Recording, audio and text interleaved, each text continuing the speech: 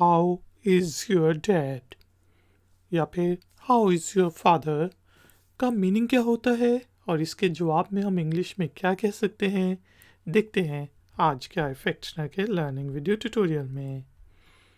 How is your dad का meaning है आपके वालिद कैसे हैं, आपके पिता कैसे हैं।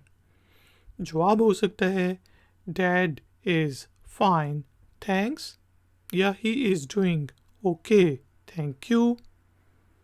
डैड इज़ फाइन थैंक्स का मीनिंग है अब्बू ठीक हैं शुक्रिया या फिर धन्यवाद। डैड इज़ फाइन, अब्बू ठीक हैं शुक्रिया धन्यवाद। तो हाउ इज़ योर डैड का मीनिंग है आपके वालिद कैसे हैं। जवाब हो सकता है डैड इज़ फाइन थैंक्स, अब्बू ठीक हैं शुक्रिया। आई फैक्शनर की ये वीडियो पसंद आई है तो लाइक का बटन ज़रूर प्रेस करें, वीडियो को शेयर करें और चैनल को सब्सक्राइब करके बेल आइकन को प्रेस कर दें। मिलते हैं नेक्स्ट वीडियो ट्यूटोरियल में।